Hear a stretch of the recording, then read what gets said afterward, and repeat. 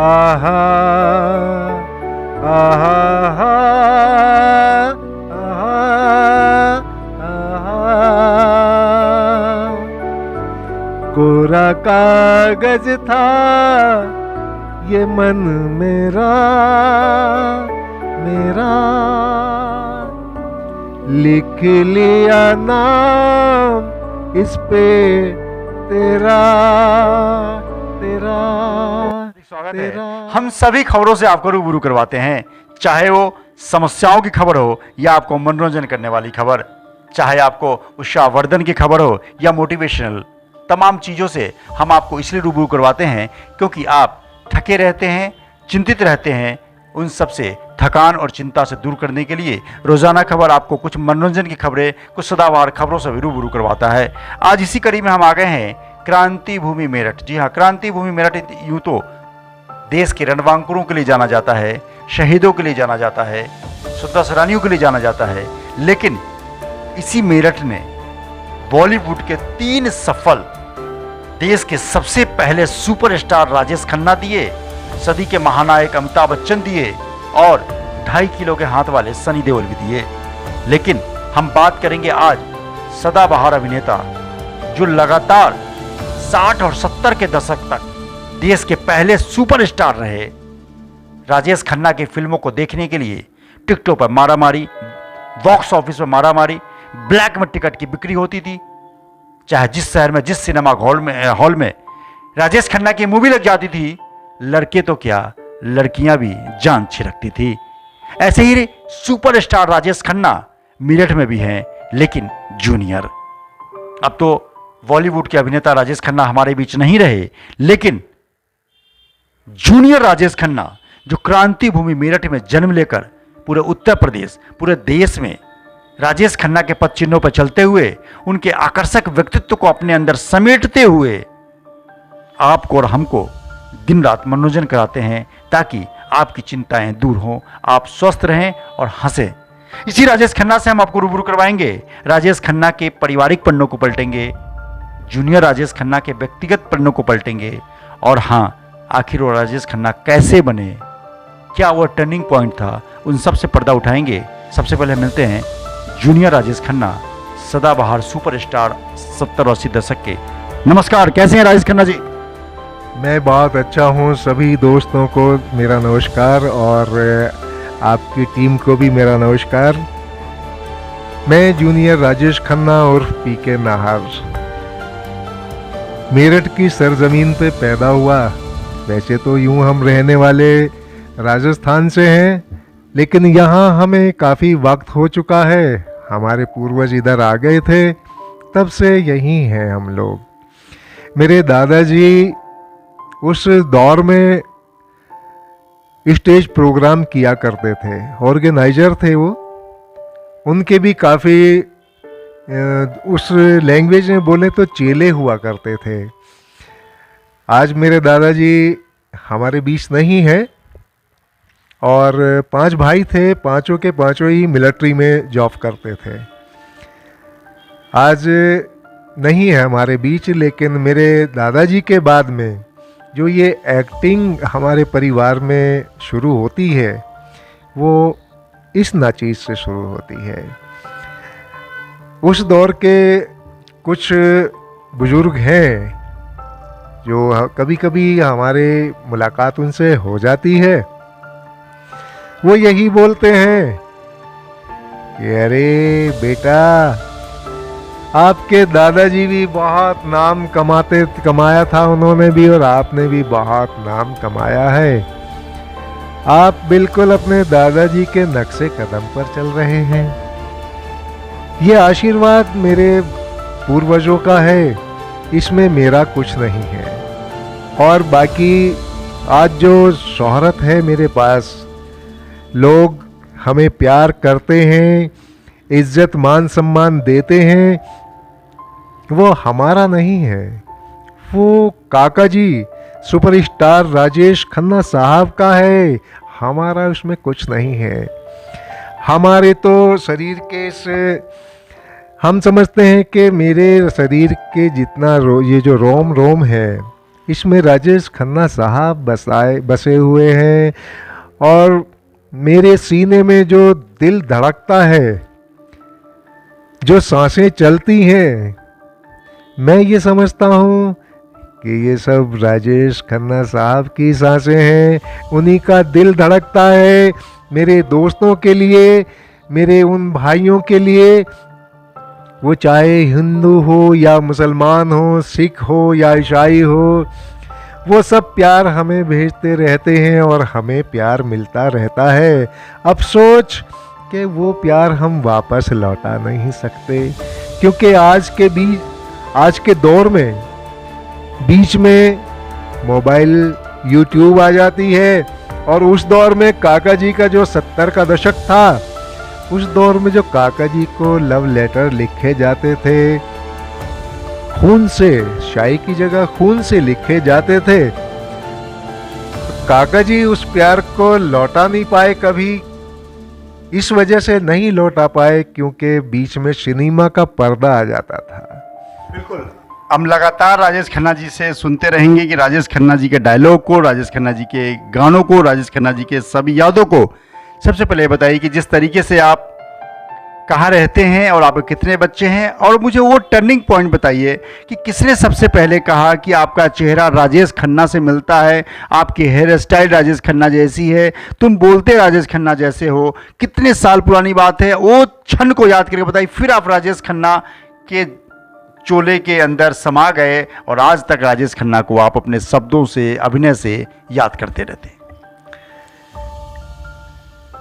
मैं karate fighter हूँ, black belt हासिल है हमें कराटे में।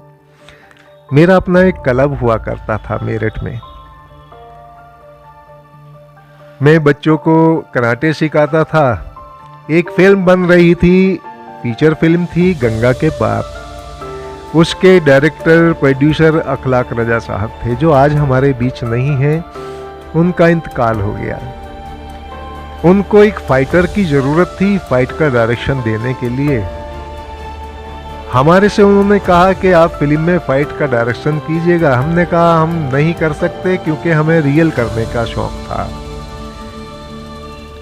वो कई रोज तक हमारे पास आते रहे, फिर हमने उन्हें यस बोल दिया कि ठीक है हम फाइट का डायरेक्शन करेंगे।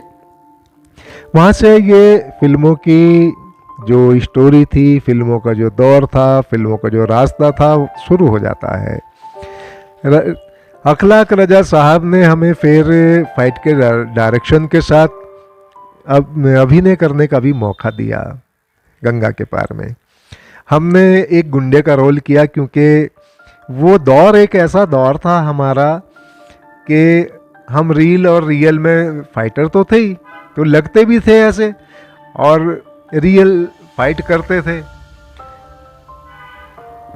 हमें फिल्मों में वो विलन का रोल, गुंडे का रोल करने में ज़्यादा दिक्कतें हुई नहीं। वहीं से वो दौर चलता रहा। काफ़ी टाइम के बाद अखलाक रजा साहब ने हमें राजेश खन्ना साहब से मिलाया। राजेश खन्ना साहब से उन्होंने मेरी पहली मुलाकात कराई। तब हम फिल्मों में छोटे छोटे रोल कर रहे थे। हमारा गेटअप ऐसा नहीं था, लंबी मूछें जैसी काका जी ने दाग फिल्म में रखी हैं, ऐसी मूछें थी और बड़े बाल लगते थे। राजेश खन्ना साहब से बंगले पे जब पहली मुलाकात अखलाक रजा साहब ने मेरी कराई, तो काका जी से बस दुआ सलाम करने के बाद हम चुप बैठ गए। और वो उनका शौक था कि शाम ढली चिराग जले, तो शाम ढलने का मज़ा जो है बस वही जानते हैं, वही जानते हैं। तो काका जी जानते थे कि शाम ढलने का जो मज़ा है वो क्या है, हमारी समझ से बाहर था। काका जी से पहली मुलाकात हुई, काका जी ने कुछ नहीं कहा, बस वो देखते थे हमारी तरफ। दूसरी मुलाकात में उन्होंने हमसे कहा कि अखलाक रजा साहब से कहा कि आप इनके जो बालों की कटिंग है कल करा के लाइए और ये इनका गेटअप चेंज कराइए। उन्होंने काफ़ी दबाव डाला अखलाक रजा साहब ने। हमने उन्हें इनकार किया कि इन बालों की वजह से, इस गेटअप के कारण ही हमें फिल्मों में काम मिल रहा है, और अगर ये गेटअप ही चेंज हो जाएगा तो हमें फिल्मों में काम कौन देगा। हुक्म काका जी का था तो अखलाक रजा साहब भी कैसे टाल सकते थे। और हमारे लिए हुक्म अखलाक रजा साहब का था, वो मेरे गुरु थे फिल्म लाइन के, उनका हुक्म हम नहीं टाल पाए। इस तरह से हमारा गेटअप चेंज हुआ, और गेटअप चेंज होने के बाद जैसे ही तीसरी मुलाकात में काका जी से हम मिले तो काका जी को याद था और हमें याद नहीं था। एक रोज शाम रात ज़्यादा हो गई थी और वो बैठे बात कर रहे थे। काका जी अपने पैक पे पैक लिए जा रहे थे। अखलाक रजा पत्रकार थे, वो उनकी फिल्म मुसाफिर पत्रिका भी निकलती थी एक्टर होने के साथ साथ। तो वो बैठे बात कर रहे थे और काका जी पी रहे थे। हम भी चुपचाप बैठे उनकी बातें सुनते थे। काका जी को याद था। काका जी ने कहा कि सुनो, उस रोज आपने कुछ कहा था इनसे रात के वक्त जाने के लिए। हमने सोचा हमने क्या कहा था। सर हमने क्या कहा था, हमें तो याद नहीं। कि आपने कहा था कि रात ज़्यादा हो गई है और हमें टैक्सी से जाना है, फिर पैदल भी जाना है रूम पे, तो थोड़ा जल्दी चलिए। ये आज फिर बोल के बताइए कैसे बोलते हैं आप। और ये सुन के हम थोड़ा सा हिचकिचाए, इतने बड़े सुपरस्टार के सामने एक बोलना। हमने कोशिश की उसी अंदाज में बोलने की। उन्होंने कहा उसी अंदाज में बोलिए। उसी अंदाज में हमने फिर बोल दिया। कहने लगे आपको मालूम नहीं है।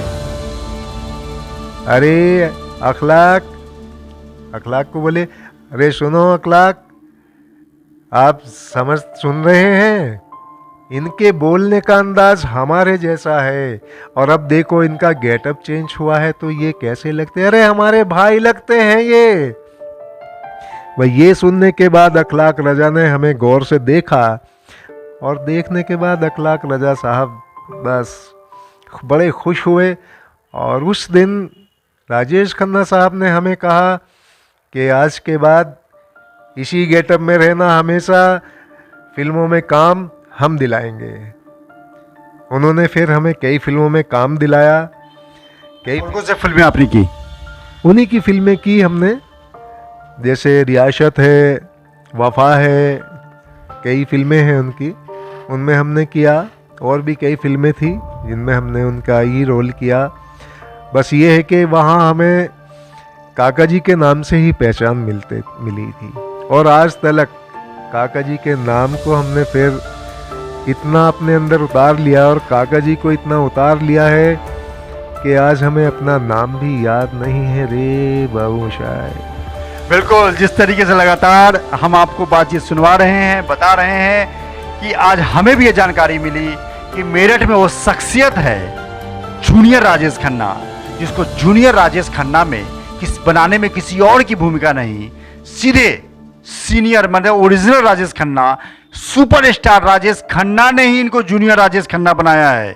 बहुत बड़ी बात है कि आखिर में मेरठ के इस लाल ने राजेश खन्ना के घर पे बैठना, उनके सानिध्य को प्राप्त करने का जो इनको बड़ा अवसर मिला है, वाकई हमें आपको गौरवान्वित होने की जरूरत है कि आज ये राजेश खन्ना हैं जूनियर, उन्हीं राजेश खन्ना की बदौलत जिनको हम देश का सबसे बड़ा सुपरस्टार मानते हैं। बातचीत का सिलसिला राजेश खन्ना जारी रहेगा एक छोटे से ब्रेक के बाद। रोजाना खबर.tv YouTube पर देखिएगा और सब्सक्राइब कीजिएगा। अरे ये तो आपको करना ही पड़ेगा। सुपरस्टार राजेश खन्ना से लगातार इंटरव्यू जारी है। बेशक वो मेरठ के जूनियर राजेश खन्ना हो, लेकिन राजेश खन्ना जूनियर राजेश खन्ना को राजेश खन्ना बनाने वाले सुपरस्टार राजेश खन्ना ही थे और कोई नहीं था। लिहाजा ये पूरा गेटअप, चेहरे का पूरा फेस एक्सप्रेशन, बोलने की कलाकारी, अदा, सब सुपरस्टार राजेश खन्ना की देन है। वो भी राजेश खन्ना के मुंबई वाले घर में बैठकर। हम लगातार बातचीत सिलसिला जारी रखे हुए हैं। सर, सबसे पहले बताइए कितने साल हो गए इस सफरनामे को, जब राजेश खन्ना ने उस रात को आपको बोला कि आप मेरे जैसे गेटअप में रहो, और आज तक कितने साल हो गए? ये है, मेरा ख्याल है आज 15-20 साल हो गए हैं। ये शायद कि उस टाइम में हम खुद भी स्ट्रगल कर रहे थे, और काका जी तो काफ़ी लंबे समय से आशीर्वाद बंगले में ही रहते थे, उनके साथ में कुछ ही फिल्में कर रहे थे वो। आपने राजेश खन्ना जी के साथ कौन कौन सी फिल्में की? वफा है, रियासत है, और फिल्में याद इसलिए नहीं है, नाम हम बता दें, माफ़ी चाहते हैं, क्योंकि आज हम स्टेज शो करते हैं तो हमें सिर्फ राजेश खन्ना साहब के अलावा कुछ याद नहीं रहा। बिल्कुल, सबसे बड़ी बात क्या है, आपको गौरवान्वित होने के लिए भी ज़रूरत है कि राजेश खन्ना के साथ, जो देश के सबसे बड़े सुपरस्टार थे, उनके साथ फिल्म करना वाकई अपने आप में सबसे बड़ी बात है। लगातार स्टेज शो आप कर रहे हैं, आप शिवसेना के चित्रपट सेना के महानगर अध्यक्ष भी हैं। लगातार आप उत्तर प्रदेश, मेरठ, तमाम जगहों की यादें बताइए कि आपने कितने स्टेज शो कर लिए होंगे, और कुछ याद एक स्टेज शो का कि कौन सा 2-4 स्टेज शो जो आपने बाहर किए हों, या किस तरह के स्टेज शो आप लगातार करते हैं? मैंने बाहर दिल्ली किए हैं, करनाल किए हैं, पंजाब किए हैं, भटिंडा किए हैं, भटिंडा से आगे भी किए हैं, और गोवा भी गया हूँ मैं, बम्बई भी किए हैं, भोपाल किए हैं, काफ़ी शो किए हैं, और हर जगह से मिला हुआ अवार्ड, जो ट्रॉफियां हैं वो मेरे पास मौजूद हैं। अभी मैं आपको दिखाता हूँ वो सारे अवार्ड कितने हैं, आप उन्हें शूट कीजिएगा, और हमारे दोस्तों को, हमारे उन भाइयों को जो ये जानना चाहते हैं कि हम कितने समय से, कितने वक्त से ये स्टेज शो कर रहे हैं, तो इसका जवाब हम शब्दों में ना देकर वो ट्रॉफियां आप दिखाएं हमारे दोस्तों को, हमारे चाहने वालों को। वो ट्रॉफियां देखकर ही समझ लेंगे कि हमने कितना वक्त लगाया है रे। बिल्कुल, लगातार राजेश खन्ना के रंग में बिल्कुल रंग चुके हैं, या यूँ कहें कि ये सोते जगते 24 घंटे राजेश खन्ना ही बने रहते हैं। सर, राजेश खन्ना, काफ़ी सारी बातें हो गई सीरियस, अब राजेश खन्ना हमारे दर्शकों को कुछ राजेश खन्ना के कुछ 4-5 फेमस डायलॉग पहले बोल के सुनाइए। फेमस तो उनके हर फिल्म के डायलॉग हैं,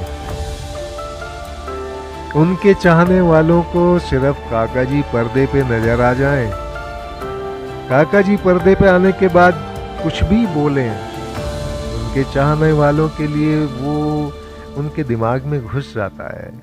तो कोई एक डायलॉग तो मैं ये बोल नहीं सकता कि ये बहुत ज़्यादा फेमस है। उनके चाहने वालों के दिलों में, दिमाग में न जाने कौन कौन से उनके डायलॉग बसे हुए हैं, लेकिन कुछ चंद डायलॉग हैं जिनके स्टेज पर फरमाइशें हो जाती हैं। बाबू मशाई, जिंदगी और मौत ऊपर वाले के हाथ में है जहाँपना, इसे ना तो आप बदल सकते हैं ना मैं, हम सब तो रंगमंच की कठपुतलियां हैं, हमारी डोर ऊपर वाले की उंगलियों बंधी है, कब कौन कैसे उठेगा ये कोई नहीं बता सकता।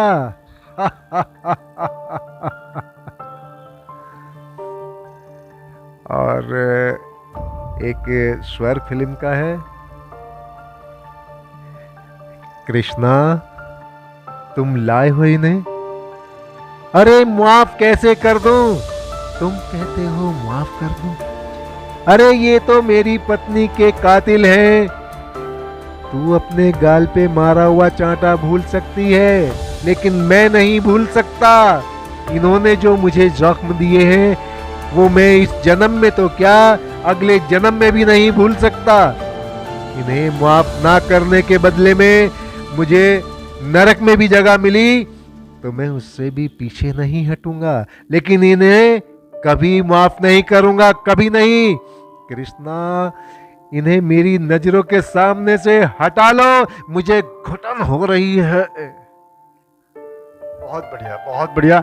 जिस तरीके से लगातार राजेश खन्ना को अपने में जीवंत किए हुए हैं कई सालों से, कई दशकों से, मेरठ की क्रांति भूमि से लेकर पंजाब, उत्तराखंड, तमाम स्टेट, भारत के काफ़ी सारे राज्यों में इन्होंने स्टेज शो किया हुआ है। सबसे बड़ी बात है, राजेश खन्ना के साथ फिल्म में एक साथ काम करना भी अपने आप में बहुत बड़ी बात है। तमाम सर्टिफिकेट, तमाम मोमेंटो, तमाम शील्ड देख के ये लगता है कि इन्होंने जिस तरीके से 4 दशक 40 सालों से लगातार अभिनय के क्षेत्र में अपना जलवा बिखेर रहे हैं, वो मेरठ के लिए, हम सब के लिए गौरव की बात है। राजेश खन्ना लगातार यूं ही हमें गुनगुनाते रहें, राजेश खन्ना की कमियों को ये दूर करते रहें। जूनियर राजेश खन्ना, लगातार हम आपसे जिस तरीके से हम आपसे रूबरू करवा रहे हैं जूनियर राजेश खन्ना को, बस आखिरी सफरनामे में हम 1-2 गाना गुनगुनाना चाहते हैं। 1-2 गाना जो राजेश खन्ना के बहुत फेमस हो सर। जी सर। गाना, जिस गाने से काका जी सुपरस्टार बने, जिस फिल्म से बने,